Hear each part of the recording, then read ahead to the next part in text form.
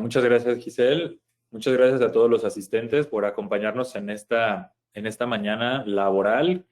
Muchas gracias por sumarse el tiempo de sus agendas, de acudir a refrescar un poquito los conocimientos, aprender un poco más de este mundo de la periodoncia y sobre todo de los injertos óseos, específicamente el genoinjerto óseo y cuáles son sus aplicaciones en periodoncia, como dice el título de la conferencia. Pues ya me presentaron, sin embargo, me presentaré por mi parte. Soy el especialista Luis Alonso Flores Reina, especialista en periodoncia e implantología oral. Yo actualmente limito mi práctica exclusivamente a periodoncia. Y el título de la charla del día de hoy serán los genoinjertos bovinos, su uso en periodoncia. Bueno, vamos a comenzar la charla. Tenemos que desde el año de 1977, el doctor Robert Schallhorn, él empezó a documentar, o es el primer reporte, si hasta donde alcanza mi conocimiento, del uso de injertos óseos en periodoncia. Actualmente, pues esto ha cambiado grandemente. Tenemos que es el segundo tejido más trasplantado a nivel mundial, únicamente superado por la sangre. Y estos motivos, pues no son de extrañarse, ¿no? Tenemos que hay un incremento en la población a nivel mundial, hay un incremento en la expectativa de vida y afortunadamente hay un mayor acceso a servicios de salud más avanzados, en donde nosotros como periodoncistas utilizamos prácticamente día con día injertos óseos. ¿Y cuáles son los objetivos de nosotros utilizar injertos óseos o procedimientos clínicos en donde utilizamos este tipo de biomateriales? El principal de ellos, pues es una reducción o eliminación de la bolsa periodontal, que es lo que todo periodoncista busca. La restauración del proceso alveolar y, muy importante, la regeneración del aparato de inserción.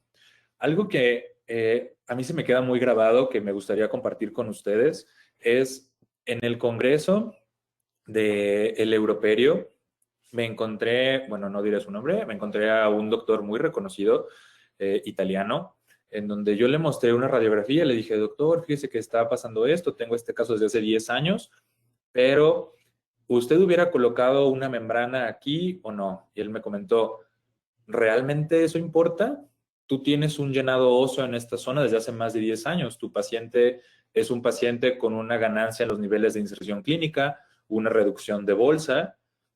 No hay tanta relevancia si tu paciente tiene una regeneración periodontal o un llenado óseo. Tú devolviste la salud a tu paciente y tu paciente está agradecido y en eso tiene razón. Bueno, pero ¿qué es un injerto óseo? O sea, ¿qué son estos materiales que utilizamos día con día? Pues bueno, tenemos que se define como todo aquel biomaterial capaz de estimular o por lo menos favorecer el crecimiento de hueso nuevo injertado. Denme un segundo, voy a tratar de quitar este panel de control que me estorba un poquito aquí. Listo. O por lo menos facilitar el crecimiento de nuevo hueso en el sitio injertado. Y esta definición está desde el año 2006. Una definición un poco más reciente, en el año 2019, nos platica que son biomateriales utilizados para reparar y reconstruir huesos enfermos en un cuerpo humano, donde el hueso es incapaz de cicatrizar por sí solo. Específicamente los genoinjertos bovinos, en este mismo documento, Howen y colaboradores mencionan que es todo aquel material que involucra el trasplante de un tejido óseo entre especies, en este caso de origen bovino hacia un humano. Continuando, pues los injertos óseos, yo hice aquí un diagrama para ustedes para facilitarles un poco más de información. Tenemos que los injertos óseos pues deben de cumplir primeramente con ciertas características. Y dentro de estas características van a destacar la biocompatibilidad, que sea un material seguro, que no produzca una respuesta inmune exacerbada en el hospedero, favorecer la angiogénesis, una resistencia a la infección, un tamaño del poro adecuado. Un poquito más adelante ahondaremos un poco más en este tema. También debe de mantener un volumen aumentado, o sea, que lo que nosotros injertemos se mantenga y aumente un poquito más el volumen. Prevenir el colapso del tejido blando a la hora de la sutura, esto es muy importante, o sea, que el material nos mantenga estable el sitio de la herida, que cuando nosotros anudemos nuestra sutura no colapse, no caiga y descanse de forma pasiva, que eso también tiene que ver mucho el manejo del colgajo. y que este biomaterial sea gradualmente reemplazado por hueso. Ahorita vamos a ver algunas evidencias histológicas de cómo el genoinjerto, específicamente BIOS, funciona, ¿de acuerdo? Cómo es que los estudios histológicos han reportado que este biomaterial se comporta. Debe de ser un material fácil de manipular. Esto es muy importante porque nosotros como cirujanos, cuando un material es complicado de manejar, empezamos a estresarnos y esto afecta nuestro resultado. Incluso, pues se hace mención que la mera observación de un procedimiento o estudio altera su resultado. Entonces, una fácil manipulación no debe de subestimarse, debe de ser muy importante que sea fácil de manipular, debe de ser fácil de obtener y favorecer el crecimiento óseo, como ya lo veíamos. Dentro de las propiedades que debe de tener un injerto óseo, pues bueno, estas propiedades, los que utilizamos injerto óseos, ya estamos familiarizados con ellas, que seguramente ustedes ya deberán conocerlas, que es que tenga un potencial osteogénico. ¿Y esto a qué hace mención? Bueno, que es todo aquel biomaterial que contiene células formadoras de hueso. Y el material que contiene esto es exclusivamente un autoinjerto. Que sea osteoinductivo, esto es que contenga sustancias que induzcan la formación ósea, y un material osteoconductivo que funcione como un andamio para la formación de hueso. Y en esta propiedad osteoconductiva es donde cae el genoinjerto bovino. Continuando con la presentación, vamos a hablar de algunas aplicaciones que tiene el genoinjerto bovino en periodoncia exclusivamente, pero en toda la parte, como digamos, tanto periodoncia como implantología, hay distintas aplicaciones y entre ellas destacan la preservación de reborde, el tratamiento de defectos perimplantarios, defectos infraóseos, defectos de Furca y aumentos de reborde. Como les mencionaba, vamos a andar un poquito más en lo que son las características esperadas de un injerto óseo, o sea, ¿qué se espera de estos materiales cuando nosotros los utilizamos? Pues bueno, esperamos que el material que utilizamos tenga una porosidad interconectada, porque claramente nosotros esperamos una vascularización de este injerto. Entonces, tiene que crear unos lazos, tiene que crear una red de vascularidad que permita la supervivencia, estabilidad y crecimiento de hueso a través de toda esta trabécula y un tamaño de poro adecuado.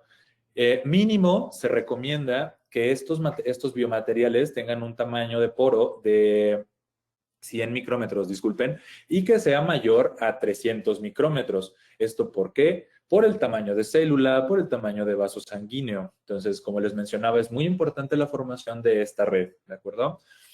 A través de estos poros tendremos células, intercambio de nutrientes y como la circulación de productos de desecho. Esto es muy importante, la porosidad de la partícula, de todo el genoinjerto, que sea de un tamaño de poro adecuado, ¿de acuerdo? La morfología de la superficie tiene que ser una morfología que facilite el crecimiento vascular, una adherencia celular, migración celular y proliferación celular.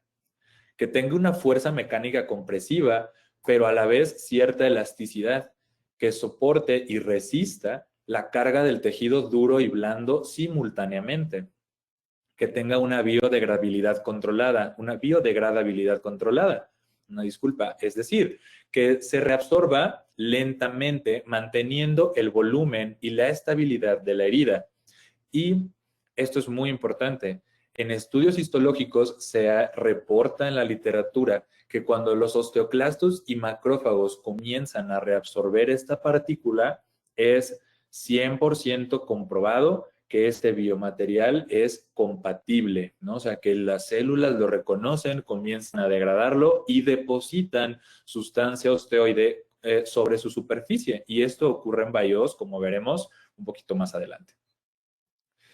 Bueno, la literatura científica nos habla también de la preparación, o sea, por qué estos genoinjertos son seguros para su uso. Y tenemos que la preparación de todos los genoinjertos caen como en un tronco común. Si bien todas las casas comerciales que manejan este tipo de injertos tienen secretos comerciales, todas presentan un tronco común que es el que les estoy presentando en esta diapositiva, ¿no? Hablando de hueso cortical, este hueso cortical obtenido de origen bovino será lavado con agua bidestilada durante 2 horas, primeramente.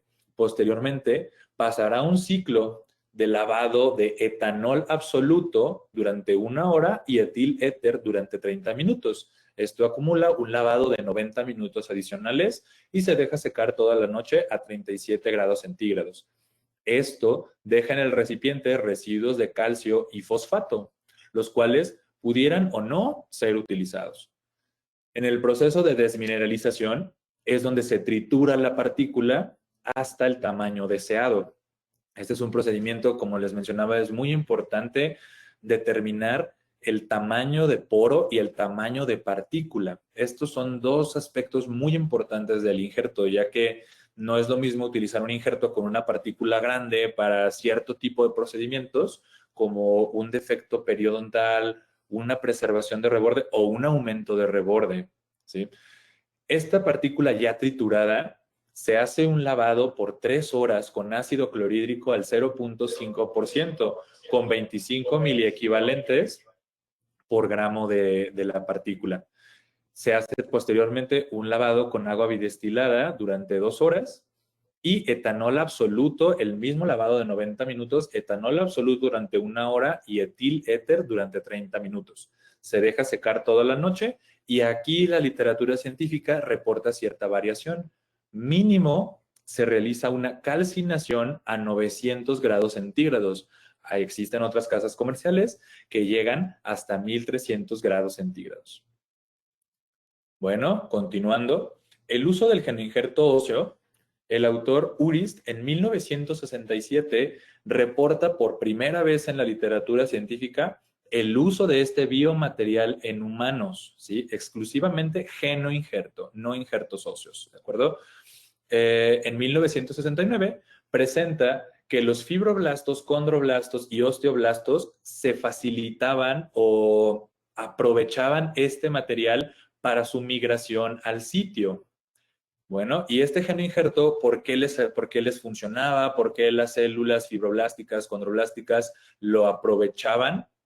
Es porque presenta una superficie interna similar al hueso posterior al tratamiento mencionado previamente, una porosidad favorecedora para el crecimiento de vasos sanguíneos, proliferación y migración celular, tamaño de cristales de fosfatos de calcio similares a los presentados en el hueso humano y un radio de fosfatos y calcios similares al hueso humano.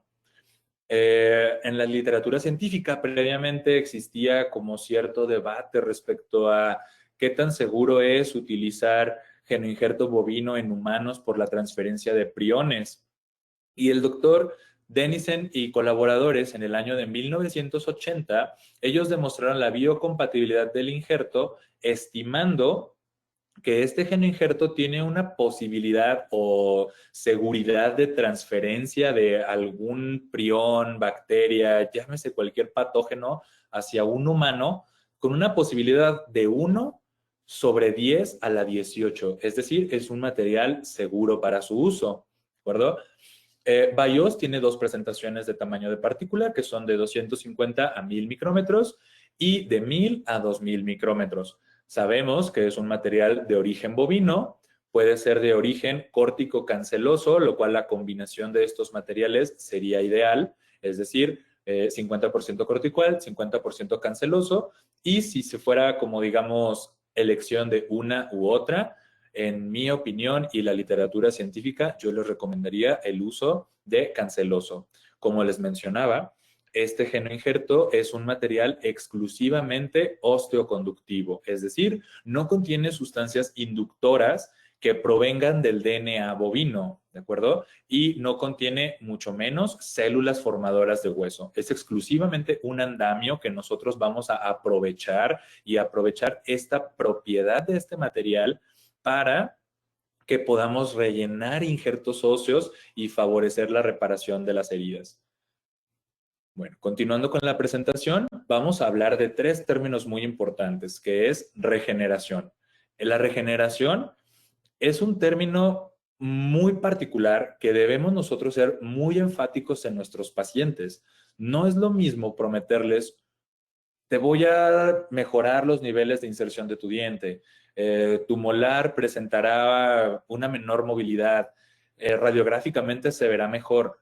cuando hablamos de regeneración, exclusivamente estamos hablando de una propiedad que se refiere a la formación de hueso nuevo, cemento nuevo y un ligamento periodontal nuevo insertado a este cemento en un sitio desprovisto de su aparato de inserción original. Y esto está tomado del glosario de términos periodontales en el año 2022.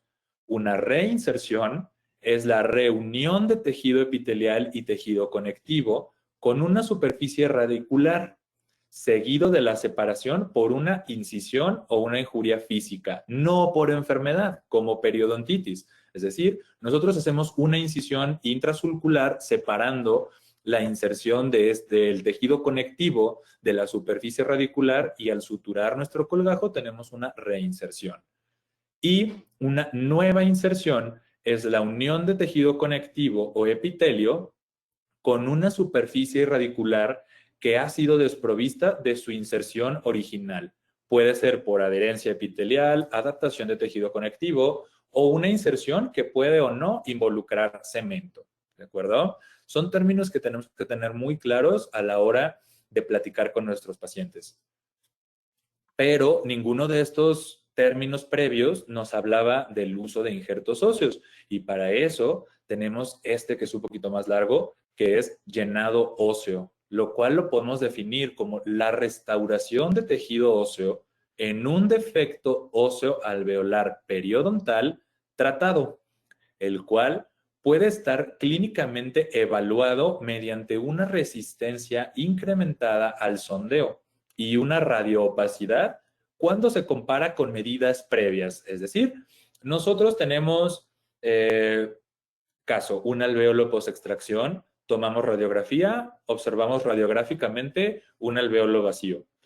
Colocamos el injerto óseo y observamos una radioopacidad. Ahí estamos observando un llenado óseo.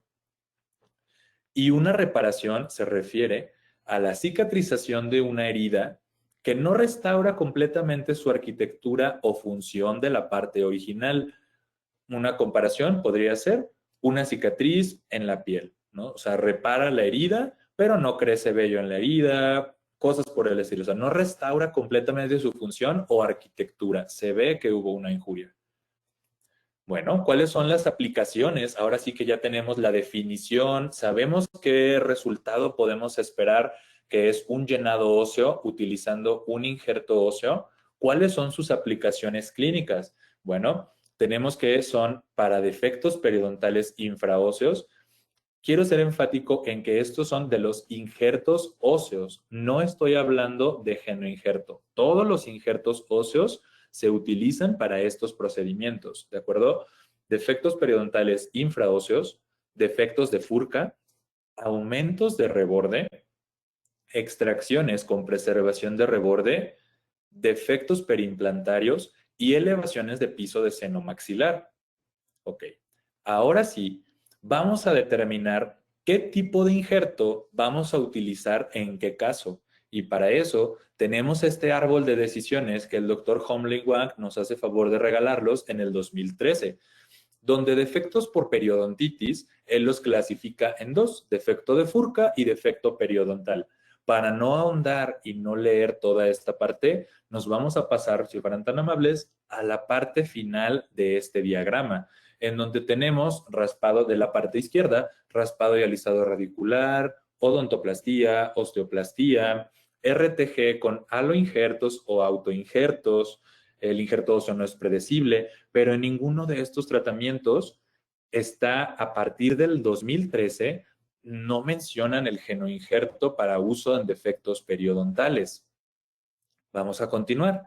En periimplantitis es un cuento totalmente distinto. En periimplantitis, revisiones sistemáticas del 2020 y 2021 nos hablan de que el genoinjerto bovino y el tejido conectivo podrían ser considerados el estándar de oro, ¿sí? El gold standard para el uso de genoinjerto exclusivamente en implantología, ¿de acuerdo? Entonces, a partir del 2013, el doctor Homling Wang marca como un parteaguas, como de, ok, los injertos óseos en implantes dentales son beneficiosos, pero ¿cuál es el mejor? Y actualmente es el genoinjerto bovino en combinación con injerto de tejido conectivo autólogo. El objetivo de esta charla, desafortunadamente, no es hablar de implantología, es hablar de sus aplicaciones en periodoncia. En otro webinar podremos platicar ampliamente en sus efectos perimplantares, cuándo lo vamos a usar, cómo lo vamos a utilizar, qué reporta la literatura para tomar decisiones basadas en evidencia científica. Y pasando a la preservación de reborde, desde el 2013, el uso de genoinjerto bovino se recomienda en casos de preservación de reborde, en defectos de 3 a 2 paredes. Y aquí es donde vamos a profundizar un poco más.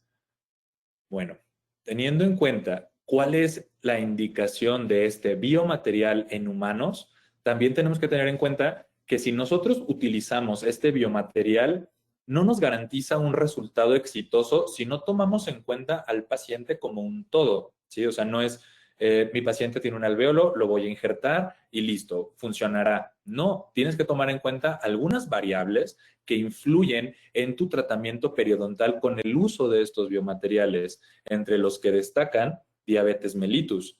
Como nos podemos imaginar, la diabetes mellitus es un factor que es importantísimo para el control sistémico del paciente. Desafortunadamente, la evidencia científica es muy escasa. Por motivos de ética, no sería ético que nosotros o los investigadores tuvieran a un paciente con unos niveles de glucosa descontrolados solamente por verificar cómo cicatriza este paciente utilizando injertos óseos. Evidentemente esto pone en riesgo su salud y un comité de ética jamás permitiría estas situaciones.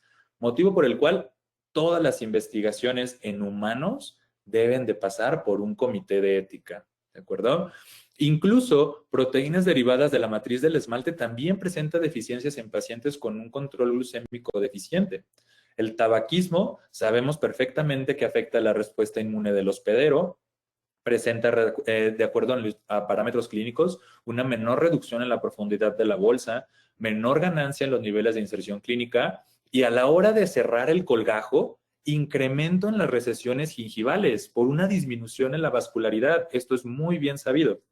Y hablando de parámetros óseos radiográficos, un menor llenado óseo. Continuando con estas variables, tenemos que un control de la biopelícula dental para nosotros como periodoncistas es elemental, en donde sabemos que exacerba la respuesta inmunoinflamatoria, hay alteraciones en la cicatrización y como parámetros de recomendación, la literatura científica nos recomienda como mínimo un índice de placa y un índice de sangrado de boca completa menor al 25%. La movilidad dentaria es otro factor importantísimo, en donde nosotros, si nuestro paciente presenta movilidad dentaria, tenemos que ferulizar primero los dientes del paciente, ¿sí? El diente a tratar debe ser ferulizado. La movilidad clase 1 y 2 altera los resultados utilizando injertos óseos. Los estudios científicos mencionan que no hay diferencia entre movilidad grado 0, que vendría siendo prácticamente nada, y movilidad grado 1. No hay diferencias entre estos dos grupos. Sin embargo, 1 y 2 presentan diferencias. ¿Y a qué se debe esta disminución? Los autores mencionan que puede ser causado por la movilidad dentaria que desaloja el injerto óseo del sitio donde nosotros lo colocamos. Bueno, doctor, ya usted me mencionó que el genoinjerto bovino desde el 2013 es recomendado para su uso en preservación de reborde, pero yo lo he colocado desde mucho tiempo atrás del 2013. Usted es un doctor relativamente nuevo, un especialista en esta área relativamente nuevo, pero yo antes lo usaba en defectos periodontales, o sea, está mal, ¿qué puedo esperar? No se preocupe, doctor, hay evidencia suficiente que menciona evaluaciones histológicas en este tipo de defectos periodontales y qué puede usted esperar. Y aquí tenemos este artículo del doctor Melonic, ¿de acuerdo? En el año 2000. Entonces, les voy a mostrar estos cortes histológicos. En la parte izquierda, en N mayúscula, es el sitio donde se encontraba el cálculo del paciente. Y la N minúscula, donde está la cresta ósea, ¿de acuerdo? Estos cortes histológicos se realizaron en pacientes que fueron tratados con defectos periodontales, raspado y alisado radicular, y colocación exclusivamente de geningerto bovino BIOS, ¿de acuerdo? Y del lado derecho, en la parte superior, vemos en la letra C, nueva formación de cemento sobre la muesca que se había hecho en la raíz para identificar el nivel previo donde el paciente presentaba cálculo subgingival. En la letra B tenemos la formación de hueso nuevo. En la parte inferior observamos un aumento mayor de este corte histológico, en donde con letra C es cemento nuevo, en la letra B hueso nuevo y P se refiere a ligamento periodontal. Entonces, aquí verdaderamente estamos hablando de una regeneración periodontal. En esta parte, en la parte superior derecha, vemos otra zona en donde también se observa ligamento periodontal y en la parte inferior un aumento a este ligamento periodontal, haciendo énfasis en su inserción en el cemento neoformado, lo cual nos lleva nuevamente a que esto es verdaderamente una regeneración periodontal. Y esta parte, esta fotografía superior lo confirma, ¿sí? Del lado derecho observamos cemento nuevo y en la parte izquierda fibras de ligamento periodontal orientadas hacia este cemento nuevo. ¿Cómo se comporta esta partícula o por qué no están mostrando cortes histológicos de la partícula? Perfecto, sí lo tenemos. En la parte inferior, en la letra B minúscula, es la partícula de BIOS colocada en este defecto periodontal. Y la letra B mayúscula es sustancia ósea y nueva, mineralizada sobre la superficie de la partícula de BIOS. Es decir, que si ustedes tienen una partícula de BIOS, es muy probable que se encuentre completamente rodeada por hueso nuevo y podrían tratarla como si fuera hueso del paciente, clínicamente hablando. Continuando con otro estudio aparte, exclusivamente en alvéolos post-extracción. En este estudio realizaron extracciones dentarias y las trataron con 3 planes de tratamiento distintos. Grupo A, se hizo la extracción y colocaron una membrana BioGuide para cubrir el defecto alveolar. Grupo B, membrana de colágena más geningerto bovino. Y grupo C del lado derecho dejaron el alvéolo cicatrizar tal cual, sin colocar absolutamente nada. No hubo una intervención. ¿Qué observaron los autores? Bueno, aquí lo tenemos. En la tabla superior vemos los resultados, en donde vemos que en el grupo A, donde se colocó una membrana, hay una mayor formación de hueso lamelar, hueso entrelazado y médula ósea, sin tejido conectivo. En el grupo B se utilizó el BIOS, hay una infiltración de tejido conectivo, es decir, en el alvéolo presentaron partícula de BIOS, hueso neoformado, médula ósea, más tejido conectivo. Y en el grupo C, que es el que se dejó cicatrizar sin ningún tipo de intervención, lo que más se observó fue médula ósea y hueso lamelar. Esto que nos habla, en la fotografía de en medio, vemos que donde menciona BO y flechas amarillas, esa es la partícula de BIOS. CT hace referencia a la infiltración de tejido conectivo y WB se refiere a woven bone, es decir, hueso entrelazado, depositándose sobre la superficie de la partícula. Son estudios diferentes que comprueban que la partícula de BIOS se puede comportar entre comillas, como hueso nativo del paciente, ¿no? O sea, empieza a depositarse sustancia osteoide y mineralizarse sobre su superficie. Hablando de alvéolos post-extracción y que la única como justificación que tendríamos de aplicar este procedimiento es la colocación de un implante dental o una prótesis total superior o inferior. Hablando de implantes dentales, esto beneficiaría bastante. Y bueno, vamos a pasar a un caso clínico. ¿De acuerdo? En este caso clínico, yo realicé una extracción con preservación de reborde y colocación tardía de un implante dental endoóseo. Y este es el caso. Llega la paciente a nuestra consulta. Del lado izquierdo vemos el corte tomográfico. La paciente llega, doctor, vengo de otra clínica dental, ya me hicieron esta tomografía, le traigo el CD. Tengo mucho dolor en este diente, me hicieron citando sus palabras, ella ya venía muy informada, me hicieron una apicectomía y no he quedado bien de esta apicectomía, ¿no? Reviso la tomografía y me encuentro con esta situación y le comento a la paciente que vamos a hacer una interconsulta con la endodoncista. La endodoncista sugiere repetir la apicectomía, alisar un poquito la parte superior de este premolar para tratar de que tenga éxito, de bridar el defecto apical. La paciente no accede y solicita la extracción y colocación de un implante dental.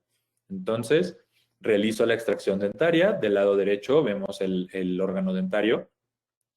Procedo a la colocación de genoinjerto bovino Bayós, previamente hidratado durante 30 minutos. Lo transporto al sitio quirúrgico y simplemente coloco una barrera de colágena para evitar el desalojo del injerto. Lo suturo con PGA 4 ceros y del lado izquierdo tenemos la fotografía postoperatoria a una semana, en la zona central a 2 semanas y en la radiografía derecha es el postoperatorio a 2 semanas. ¿De acuerdo? Entonces vemos que no hay ninguna alteración en la cicatrización, vemos tejidos perfectamente sanos, no me altero para nada, no tengo ningún problema.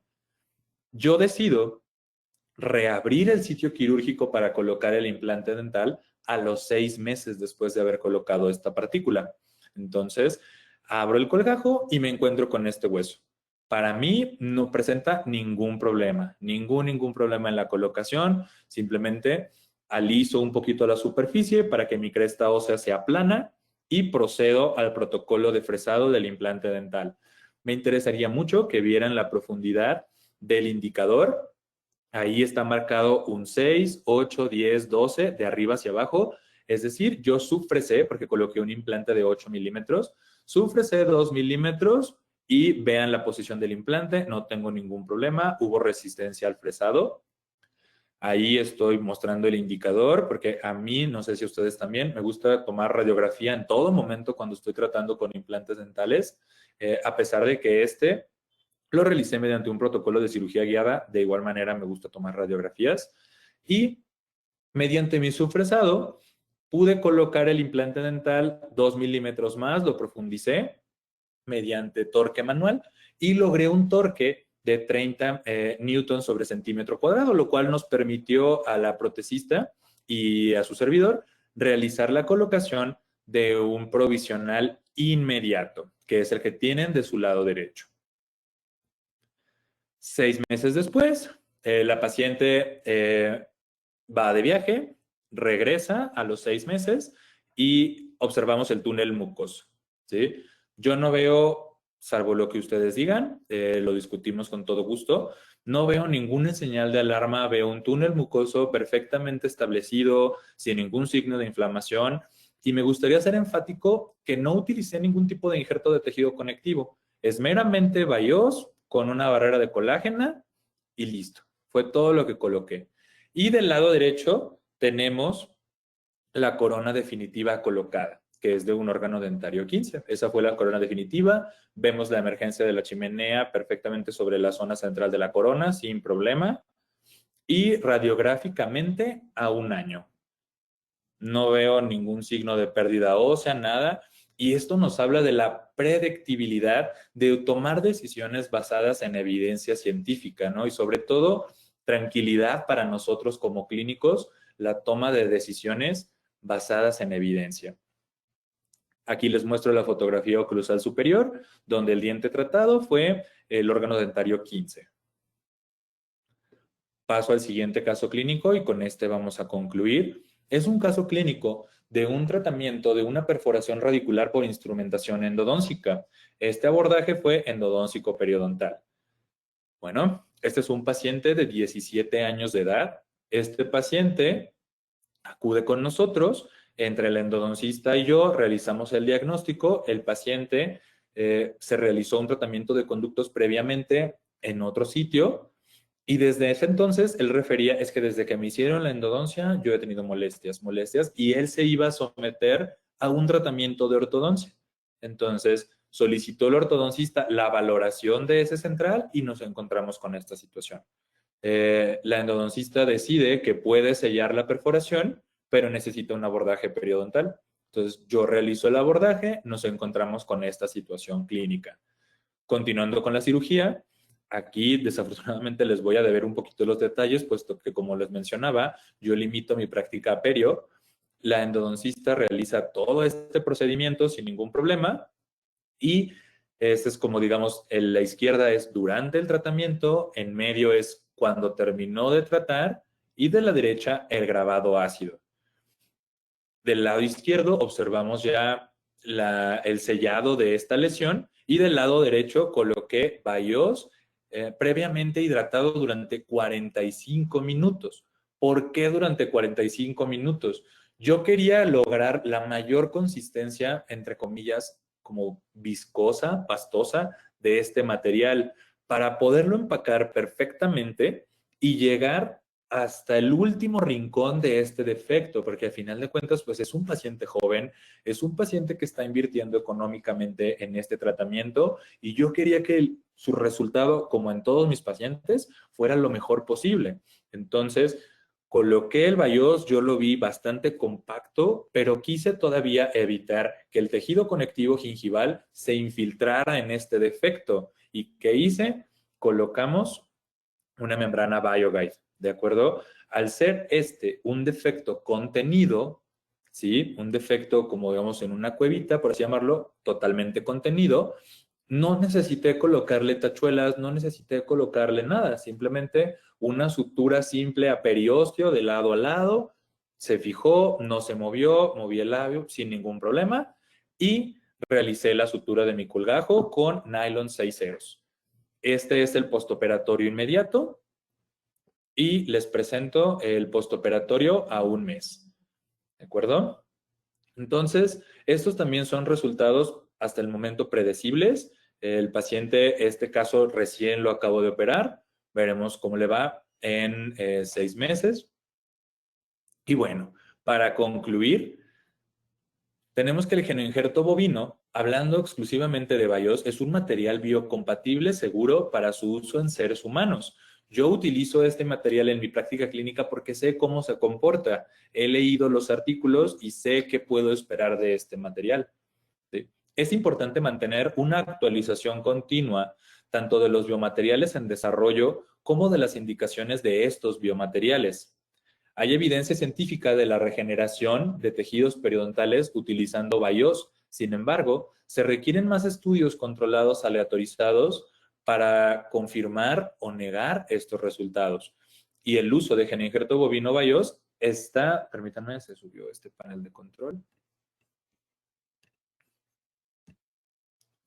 Está indicado en el tratamiento de preservación de reborde alveolar. El uso o no de membrana de colágena para cubrir este injerto puede ser beneficioso. Y bueno, con esto termino la charla del día de hoy. No sin antes agradecer el tiempo de cada uno de ustedes que se tomaron de acudir, de estar interesados en este tema. Agradecer, por supuesto, a Coa Dental, a Giselle, a Ramón por su confianza, por creer en nuevos talentos y esperemos que pronto nos estaremos viendo nuevamente. Y no sé si tengan ustedes alguna pregunta al respecto.